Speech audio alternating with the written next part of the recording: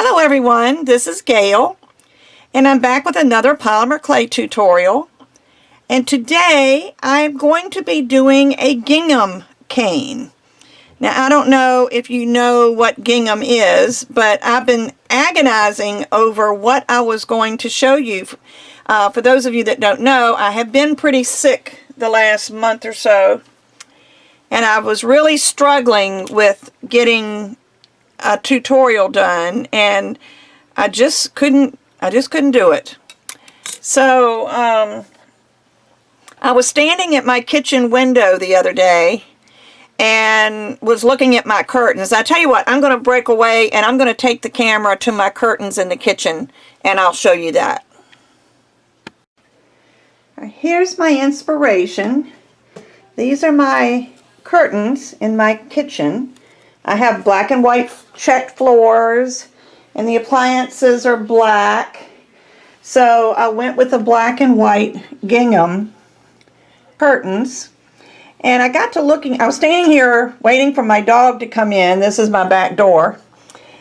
And I got to looking at this and I thought, well, you know, that would be an easy thing to do in polymer clay. You have a solid color, and then you have a color, the same color with white, and then you have white. So I think that's what I'm going to do today. Okay, back in my craft room, it was just so funny. I was standing there watching my dog outside, waiting. It was a chilly day, and I didn't want to go out and wait for him. So I was standing there, and I'm thinking in my head, what can I make? What can I do for my next tutorial? Because I'd been so out of it for about a month. And looked at my curtains and was thinking about how much I enjoy my curtains. And I said, wait a minute. This is gingham. I should be able to do a gingham cane. And I probably showed you this when I showed the curtain. I did that as a separate video, so I'm not really sure exactly what I did, what I said. But I looked at it and I saw that there was a solid color, a half and half color, and then white. So I'm going, I think I can do that. So what I decided to do was to go with some white, and I'm choosing a dark blue. Now this is an old Primo color called navy blue. It's been retired and they don't make it anymore, which is sad because I really like the blue.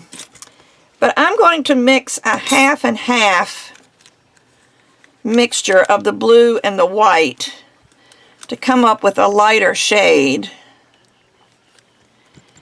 And I'm just going to lay them here. I'm going to just try to cut it fairly even. Separate my colors.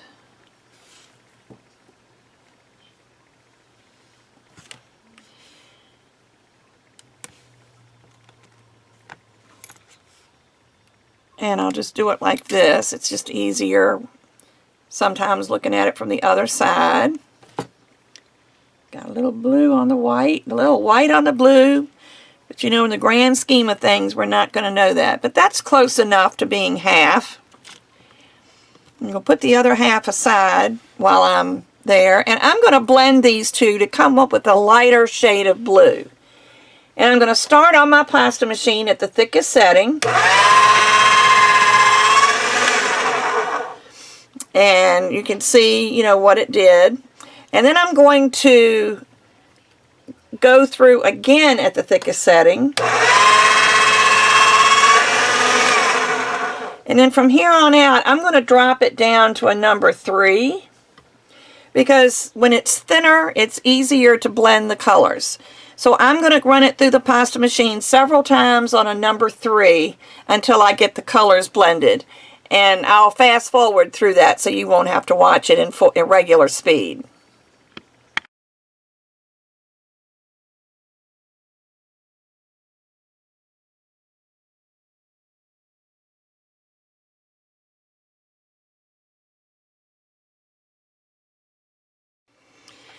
Okay, here is our medium blue. So we've got a white, a medium blue, and the dark blue. And we know these blues will go together because they came from the same color. I'm just going to flatten this out a little bit.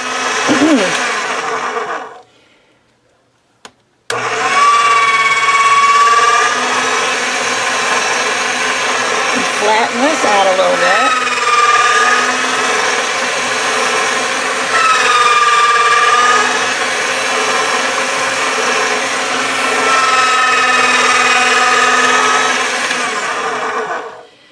Okay, so what I'm going to do now is I'm going to be using my Makin's extruder. And I'm going to be using the smaller of the square dies. It's maybe a 1/4 of an inch. And I'm going to be using that.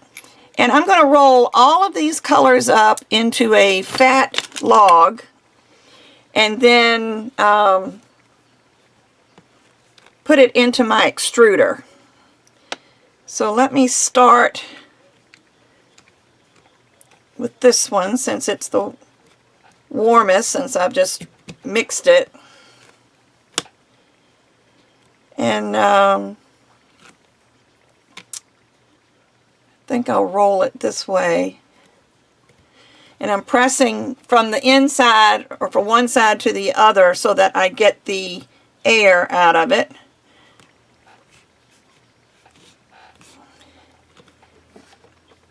And I'm going to roll it because I don't want all these creases in there when I'm rolling it up, because it could cause air to form in those pockets. So I'm going to just, I don't know if you can see me or not, I moved my camera. I used it this weekend. My oldest son tested for his 6th degree black belt in Taekwondo karate on Saturday, and I took the camera with me to record that, and it really messed everything up in the craft room, but I really enjoyed watching him.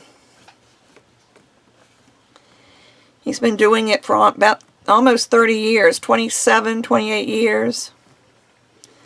But he loves it. It's, you know, something that he has devoted his life to, and so I was real proud of him. But anyway, that feels pretty solid. Let me roll it down to a size that'll fit into my extruder. I'm just pinching because I kind of felt a little bumpiness, which means there's probably air.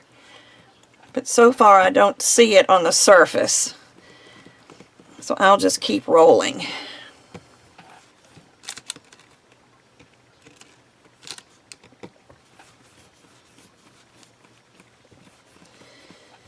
And this will probably go through my extruder maybe 3 times because I didn't realize, you know, it's amazing. I'm just the world's worst when it comes to estimating amounts of clay.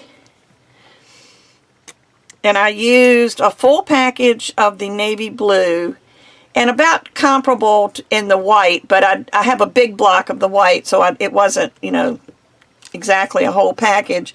And then when I mixed them together and got this color, you would have thought that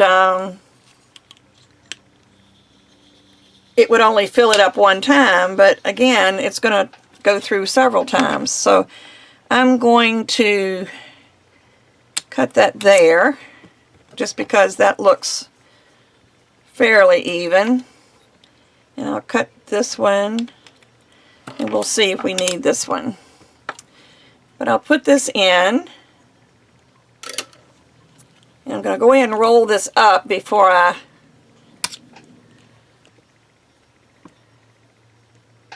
because it's not as fat as the tube, so as you push it down, it's going to go down and a lot of air is going to come out around it. So I probably should not have made them quite so skinny. Anyway, so I'm going to put my extruder on, my die.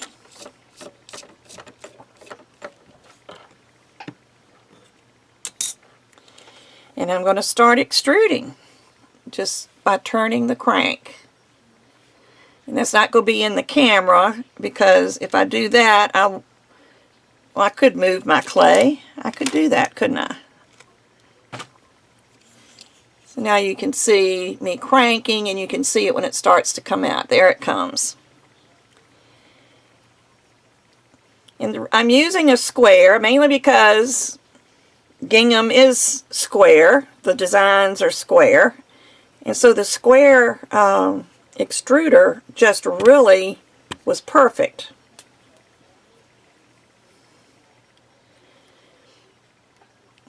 You can see that some of these edges were a little rough, but all you gotta do is just roll them off with your finger. And this is kind of messed up on this end.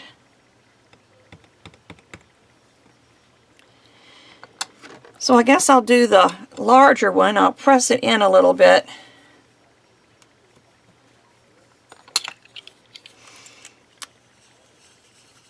And I'll roll this back out. I do have a Lucy extruder, and I really do like that, but I have to go on the assumption that most people don't have it. So I'm using the Makins, which I really have no problem with. I like the Makins. But I'll stick this in.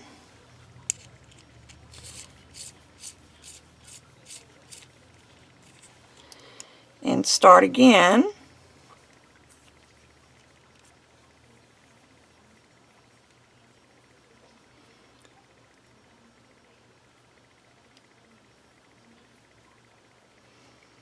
There we go.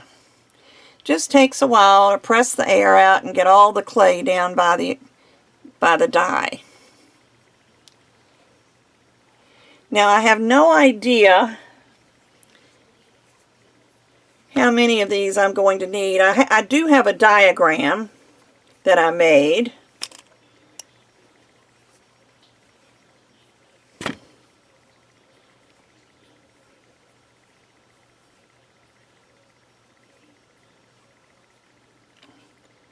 This one came out much better than the other one.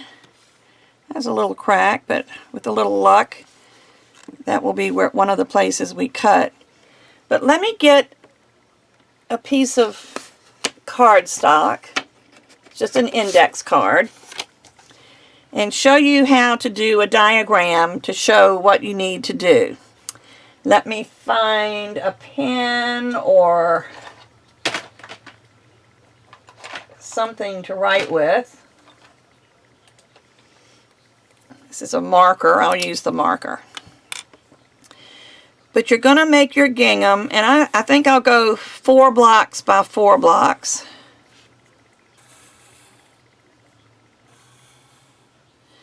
And then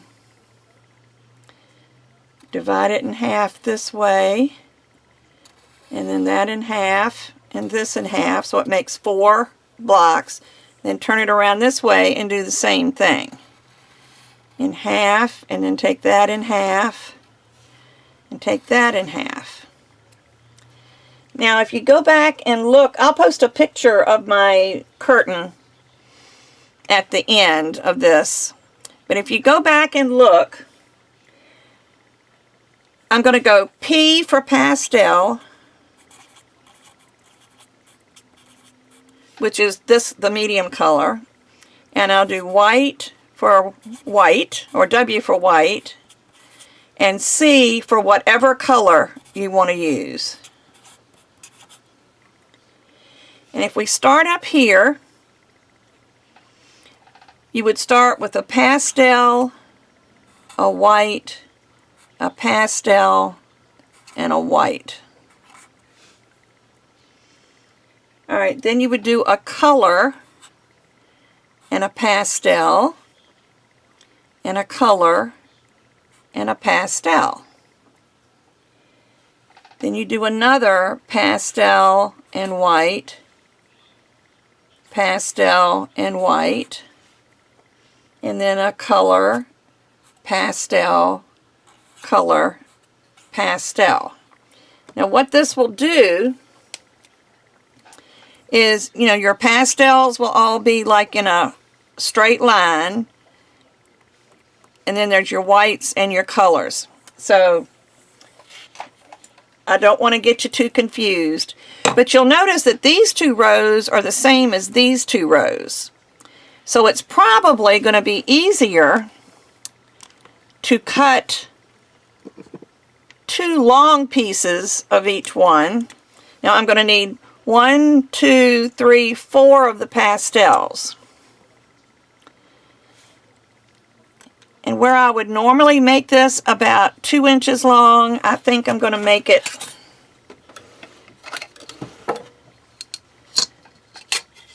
at least 4 inches, because I'll cut it in half and stack it. So let me cut 4 of these. Let's see, how long is that one? That one is about, well, let me cut them at 4.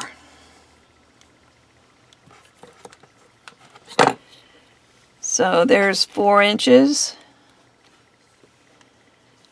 and 4 inches.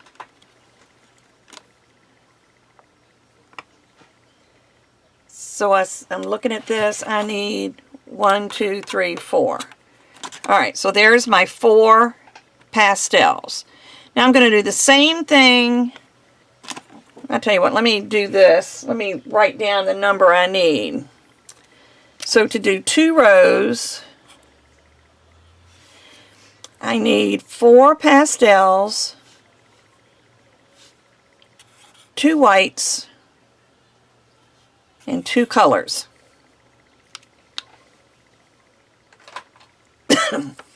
So I've got my 4 pastels. I'm going to go ahead and do the same thing with the white and the blue. And I'm not going to make you watch that even in fast motion. I'm just going to turn the camera off. I'll get these rolled and cut, and when I've got everything cut to the size, I will come back. Okay, so I am back with all of my strips made. So I'm going to look at my pattern, and I'm just going to do the bottom row. So I'm going to start with a color, and then a pastel,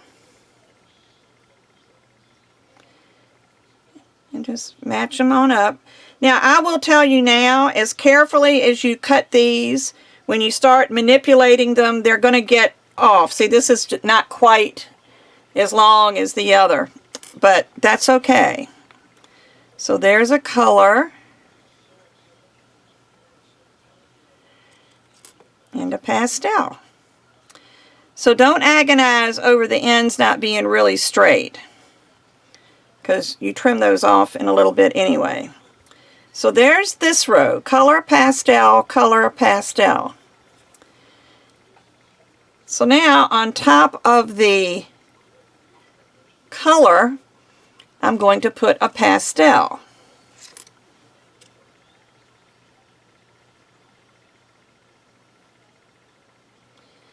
And try to get it lined up, because the straighter your lines, the more real it's going to look. And then a white.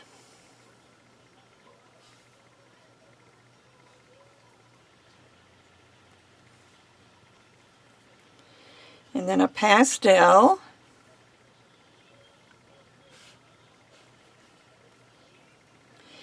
And you might want to use your blade, or if you have one of these little potter's ribs, you can use one of those. Just something to kind of make sure they get stuck and that they stay straight.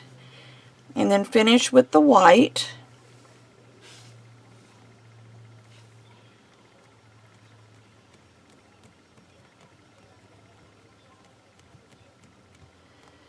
And just make sure they all get pressed together.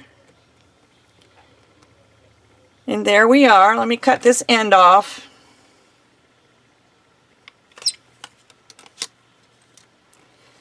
So you can get a better look.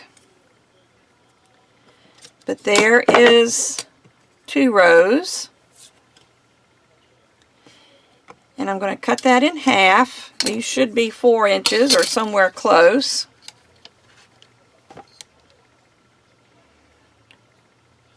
Close. And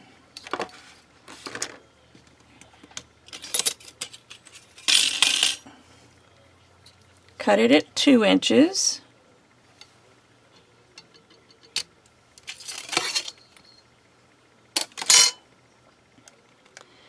Now, because I know these are straight, I'm going to start with the insides, but I'm going to match these up this way. Make sure that the white goes with the pastel. So now, any way you turn this, and let me cut this end off so it'll be straight.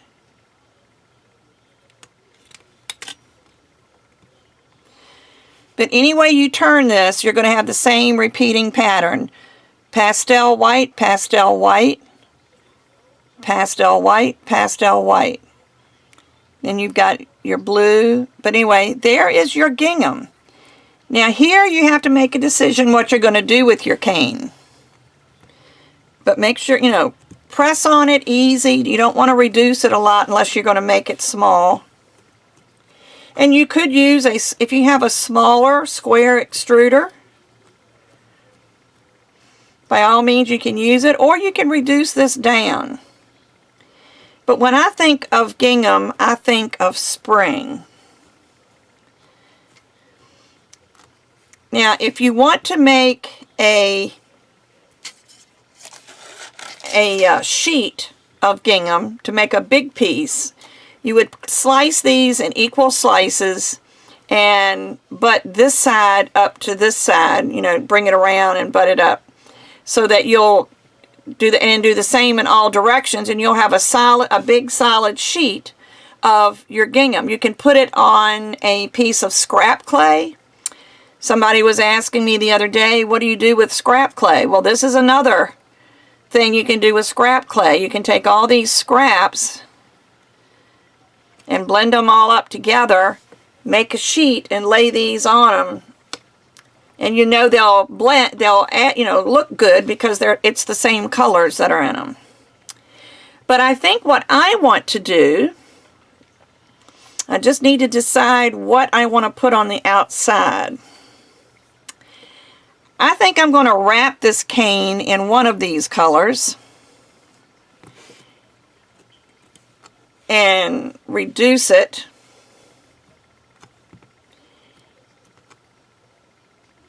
and slice it into a couple of thin slices and I'm going to put a hole in one corner, maybe in this corner.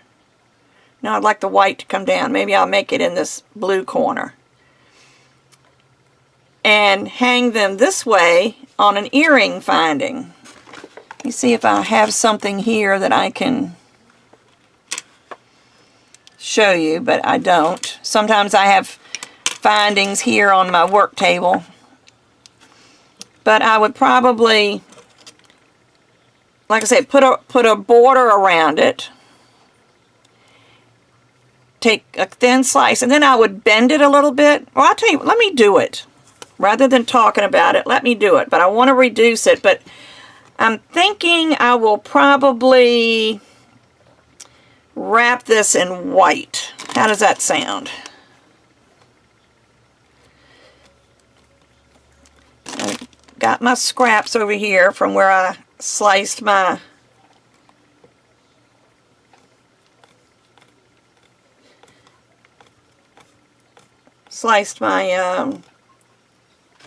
logs down. Don't know if this is going to be enough, but I'm going to make a thin. No, I'm going to need some more. So I'll roll the rest of my log that I didn't use.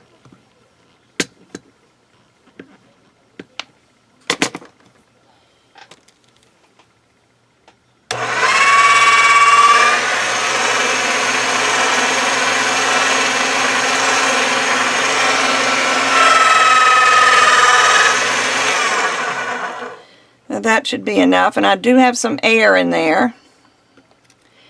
which I keep little things here all the time. You can use a stick pin, which I'm probably going to use right now. There's a little bit of air right there. So just poke a hole and flatten it out.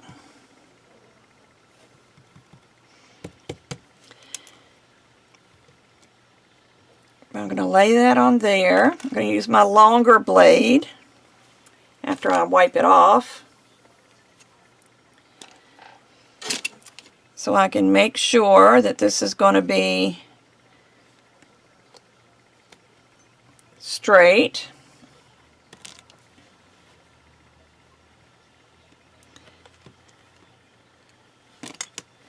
Don't have that sitting on there very straight.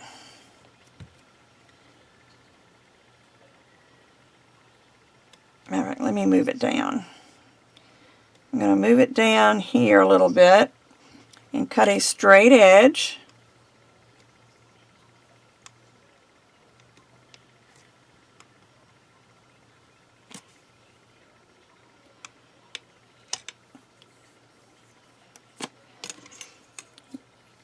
Then I'm going to roll this. First I'm going to make sure this is stuck all the way around. Then I'm going to come around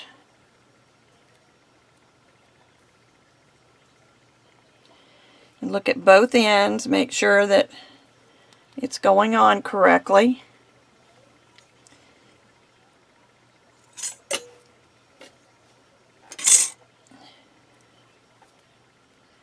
Be careful of your corners. You don't want to round your corners.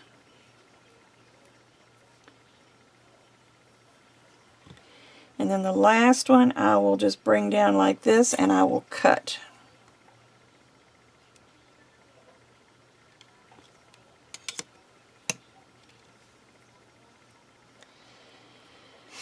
And I'm going to put these together as best I can, because you don't want to seam.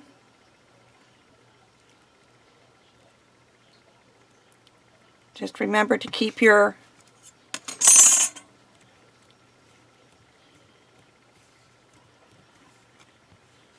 corners square.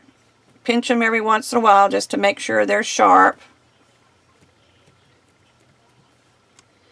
And just kind of pinch and turn and try to be gentle with your cane, because you don't want to lose a lot of your ends.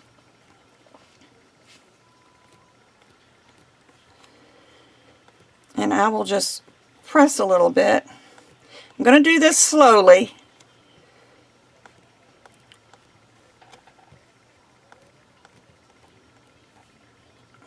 So I'm going to fast forward so you can watch, and yet it won't take so long.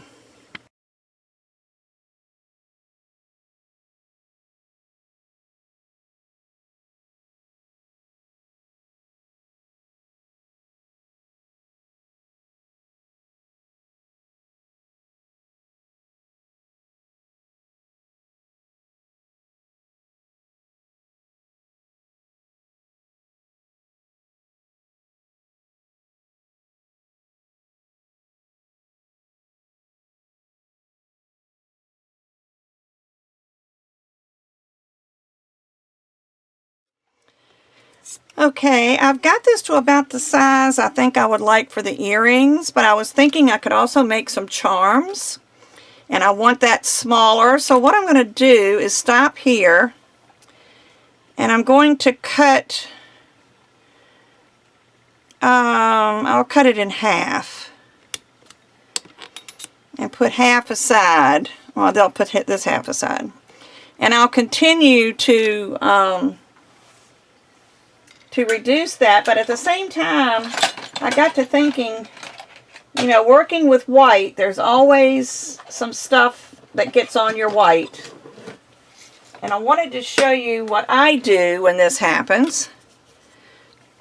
Is after you're finished, just take a wet wipe and go across it.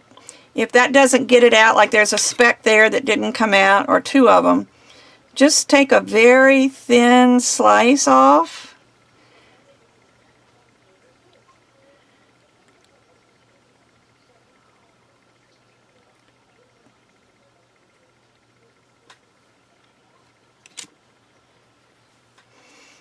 and then wipe it with your wet wipe, and it just fills in the little space where you pulled that off.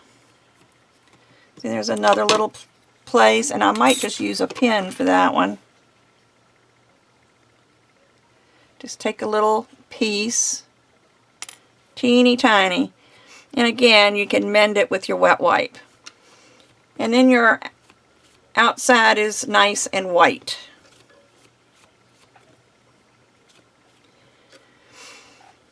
But I would continue to reduce this the same way and do the same thing. But let me go ahead and show you what I would do for earrings. First, I would take 2 slices, and you can make them as thick as you like.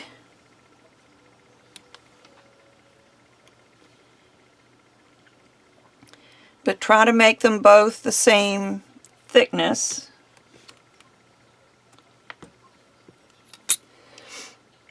And because I didn't let the cane rest like I should have, it got a little misformed, but that's alright because this is going to mimic a piece of fabric. And how often do you see a very flat piece of fabric? But let me go ahead and poke my hole.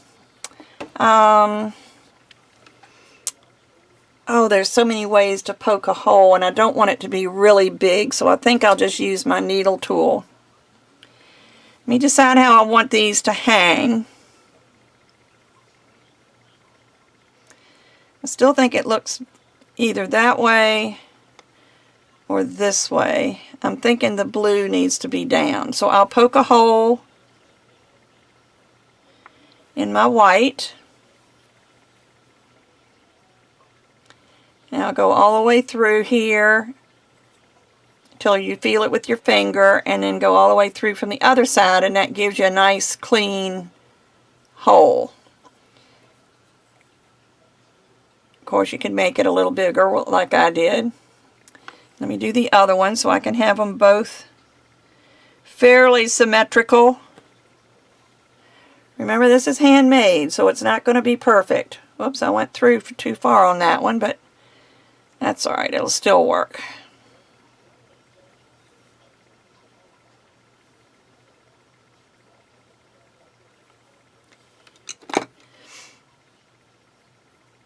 So now what I would do would be just to kind of give it a little wrinkle.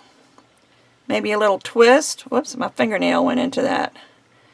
Haven't had that problem in a while because my fingernails have been so short, but I haven't trimmed them in a while. But just make it look like a piece of fabric. Maybe twist it a little bit. And then do the same thing with the other one.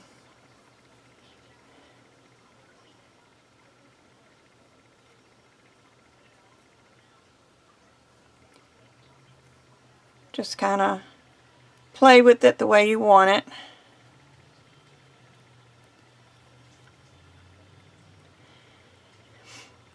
And I would put those either on some batting or on a bed of cornstarch, whatever, so that it wouldn't, you don't want to lay it on something like this or it'll get shiny places.